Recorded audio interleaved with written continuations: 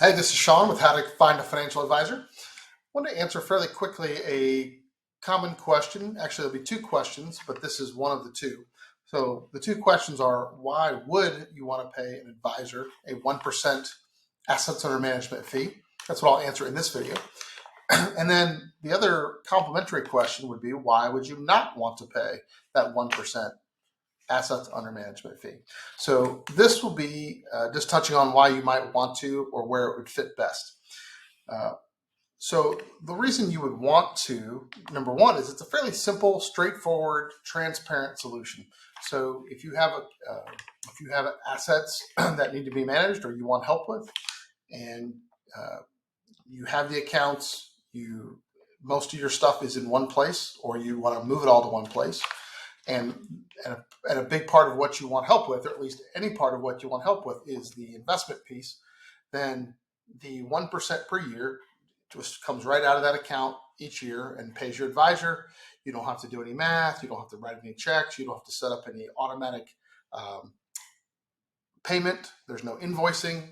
It's usually very straightforward for most situations. So the first reason you would want to have that way to pay your advisors is because it's very simple. Along with that, you'd want that way if you already have money that needs to be managed. So what do I mean by that? And can be managed by an advisor directly.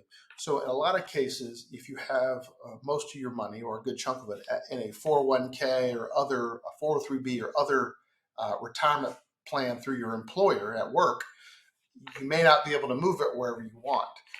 So then your advisor that you may work with, if they charge on a 1% AUM basis, assets under management, it may not work well. So, but if you have money that you've left a company or you've retired and you're about to retire and you can move that money toward an advisor can help you directly, then that suits the fairly simple approach of, here's the money that you're going to get help with, and the advisor can deduct that annual fee of 1%. Usually it's deducted quarterly, but so if you have money that can directly be managed by an advisor, then that may be something you want to consider if you're interested in getting professional help. Already touched on another reason this would be it's a simple billing. So again, I mentioned that earlier, but so if you don't have moving parts in your personal financial planning, you think you've got enough to live on, you don't need lots of complex planning help, you don't have lots of businesses,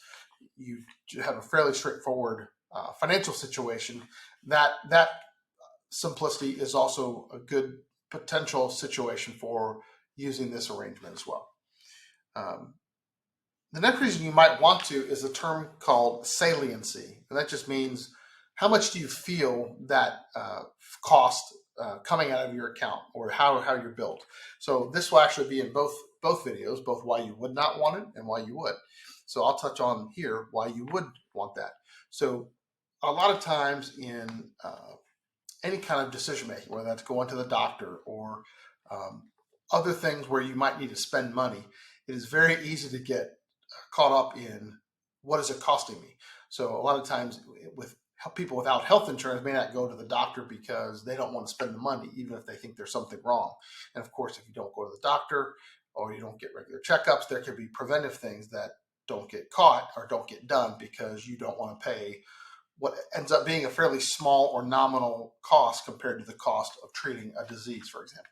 So saliency just means how much do you feel that cost. So the reason you would want to do a 1% assets under management fee is that you don't really feel it or see it in a lot of cases. Again, that may sound like a downside, and I'll touch on that in the other video. But the reason it's a good thing is because it allows you to focus on the big picture, what your goals are, and the net results. So you certainly want to know what you're paying. And again, I'll touch on that in the other video. But you want to make sure you're thinking about the big picture. And it's easier to do if you don't really write the check. You don't see the money leaving. You're not focused on just the dollars you're paying. You're focused on what's the bottom line results. So if your account makes 20% one year and you pay 1%, you're not going to worry as much, for most people, about that 1%. And even if the money market's down and your account has lost money, you should hopefully be getting other value besides just the investments.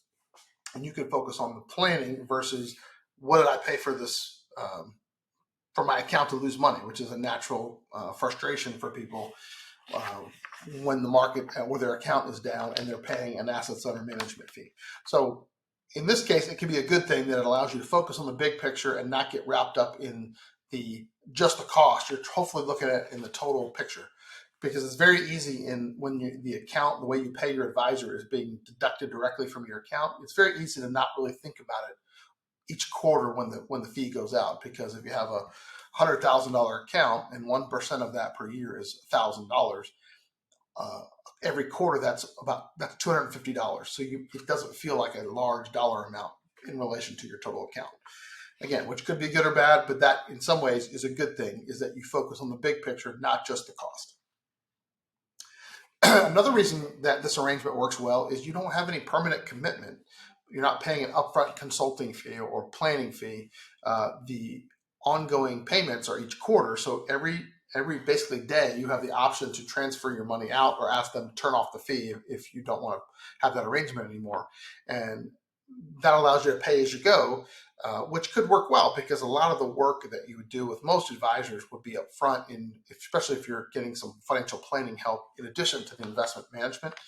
And if you only pay through the 1% AUM fee, then you're going to pay as you go. And early on, you may get a lot more value than the advice you're getting in getting all things arranged or set up that the advisor thinks is best for you in your situation. Of course, you'll work with him or her on that. And then as time goes on, you continue to pay that, each quarter, but you always have the option to turn it off. And it's billed quarterly or charged, but it's actually usually a pro rata. So if you left after a month of a quarter, you would get the other 2/3 of that fee credited back or wouldn't pay it. And then the other thing that you'll probably hear from most or many advisors that charge the 1% assets under management type fee is it gives you a very simple way to be on the same side of the table, have similar incentives as your advisor, because the basics are you want the money to grow, especially in good times, and then when things are rough in the market or your account, your advisor is going to want to protect the downside if possible, or not have it get any worse than it needs to be, because they are compensated for the value of the money they help you take care of. They take care of for you, not for moving the money around, not in any other way, not with an upfront planning fee or consulting or other way of charging. It's based on taking care of the money and you still maintaining the account with them. So in that way, at least at a very simplistic level, they are on the same side of the table. They don't get paid any other way except helping you with the money. And again, it's always up to you if you want to keep it there or not, but there's no other or fewer potential conflicts that you would see in a commission-based approach or a upfront fee only or an hourly fee. There's certainly pros and cons to each model, which I've touched on in other videos or will, but it's a very simple way to say, hey, as your account goes up or you bring more money to help you bring more money to your advisor or refer them other people that you've told your advisor about, they benefit from taking care of more money and hopefully helping it grow. So that's just a pretty simple, straightforward list of reasons why you would want to pay someone, your advisor, 1% a year on an assets under management basis. So if you have a fairly straightforward financial situation that doesn't have a lot of moving parts where there's complexity in real estate holdings and businesses and estate planning needs, it's pretty straightforward to just have a fee based on the asset that they manage for you.